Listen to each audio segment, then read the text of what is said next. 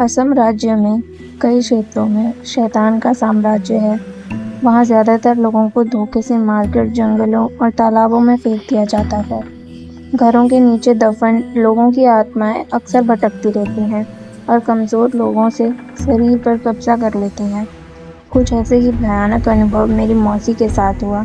ये बात तब की है जब मेरी मौसी को बेटा पैदा हुआ था और प्रसव के बाद उनका शरीर काफ़ी दुर्बल और कमज़ोर हो गया था।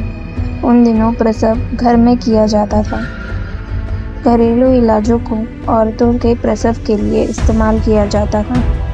मेरी मौसी प्रसव के बाद आराम कर रही थी और उनके नवजात बच्चे को मेरी नानी नहलाने दूसरे कमरे में ले गई थी। कमरे में मेरी मौसी बिल्कुल अकेली थी और उनके पति भी गांव के बाहर गए हुए थे। घर में सिर्फ मेरी नानी और मेरी मौसी ही थी। प्रसव के बाद मौसी थकान के मारे सो गई और एक आहट से उनकी नींद खुली। उन्होंने सामने की खिड़की से एक काला साया घर में आते हुए देखा। उस काले साए के बाल हवा में लहर रहे थे और उसकी आकृति बहुत ही भयानक थी। वो अपने हाथ मौसी के गले की तरफ बढ़ा रहा था। इतने में मौसी जोर से चीखी और नानी वहाँ पहुँच गई। मौसी ने सारा किस्सा बताया तो नानी ने गौर किया कि उनके सिरहाने कोई चाकू या हाथ में कोई रक्षा धागा नहीं बंधा है। फिर नानी ने मौसी के हाथ में हींग और सरसों के दाने काले कपड़े में लपेटकर बांध दिया और उनके बच्चे के हाथ में भी बांधा।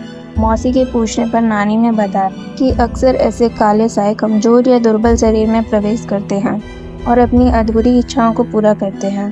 प्रसव के बाद नानी मौसी के पास सुरक्षा धागा और सिरहाने चाकू रखना भूल गई थी, इसीलिए मौसी को उस काले साए का सामना करना पड़ा। कुछ खतरे इतनी आसानी से नहीं टलते। नानी को आधी रात को घर के पीछे से किसी के रोने की आवाज़ आ रही थी और जब उन्होंने देखा तो वो एक काला साया वहाँ खड़ा था। नानी ने ज़ोर से चिल्लाकर पूछा, आखिर तुम हो कौन? क्यों हमारे पीछे पड़े हो? काले साया ने डरावनी आवाज़ में जवाब दिया, यह घर मेरा है, चले जाओ यहाँ से वरना तुम्हारा परिवार भी मारा जाएगा। नानी उस वाक्य से बहुत डर गई थी क्योंकि अब घर में एक नवजात बच्चे को भी उस काले साए से खतरा था। अगले दिन नानी ने एक पंडित को घर बुला के सारा किस्सा सुनाया और पंडित जब घर के पीछे गए तो उन्होंने काली शक्तियों को महसूस किया।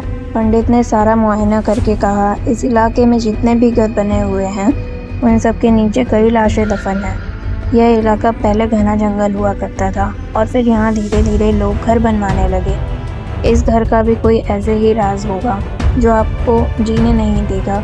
ऐसे शापित स्थान निर्दोष परिवारों की बलि मांगते हैं। आप लोग जल्द से जल्द यह घर खाली कर दो, तब तक ये रक्षा मौली अपने हाथों में बांध लो।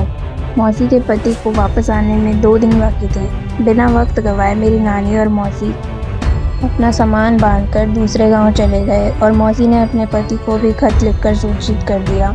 आज भी इसी डर से लोग घर बदलने से पहले इसका इतिहास पता करते हैं क्योंकि ऐसे भूतिया राज अक्सर लोगों को महंगे पड़ते हैं।